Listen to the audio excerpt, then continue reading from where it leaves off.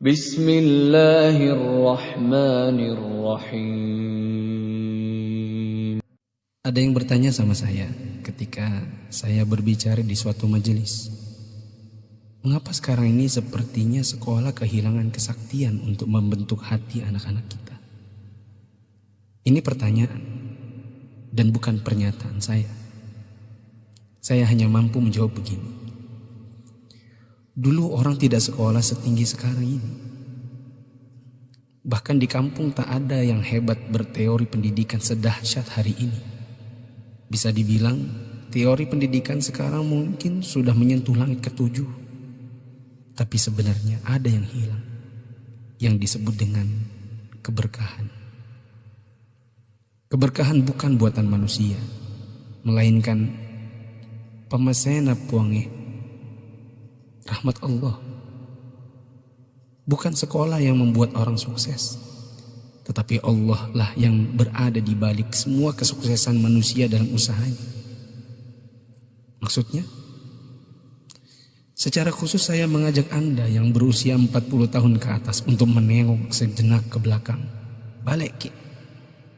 Ingat waktu kita sekolah di SD, yang nafas tak baru setengah-setengah, kita sudah disuruh ke sawah, membantu guru mentanik, menanam padi, membantu guru mencari kayu bakar di dare, di kebun, mengambil air untuk dipakai guru di rumahnya, disimpan di gumbang.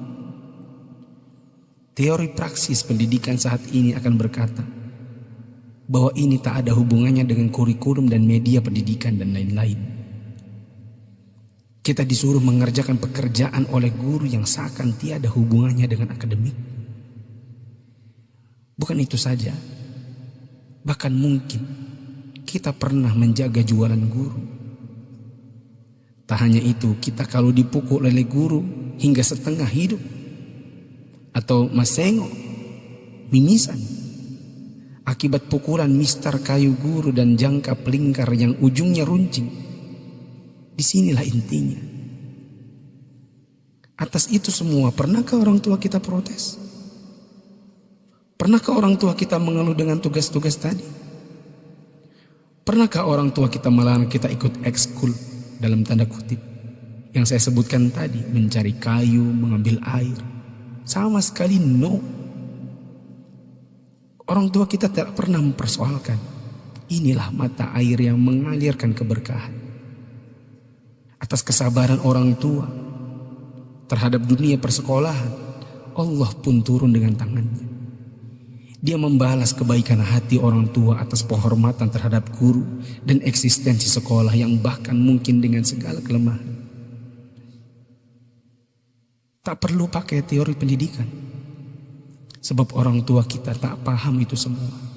Tapi teori dan kehendak Allah yang berlaku. Inilah yang disebut dengan barakah, keberkahan.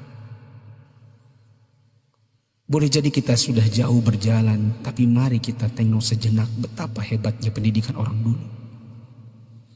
Kebodohan guru zaman dulu dengan ekskulnya, serta kesabaran orang tua dengan ketidakpahamannya, rupanya mengusik Allah Ta'ala dengan menurunkan barakah pamasya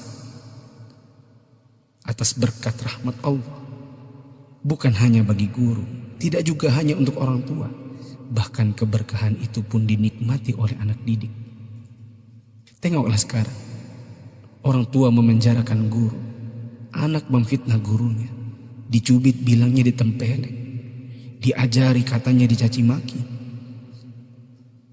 dinasihati lapornya dihina, ditegur ujarnya dipermalukan. Bagaimana mungkin berkah Allah bisa datang? Anda yang berumur 40-an, pernah kita melakukan ini?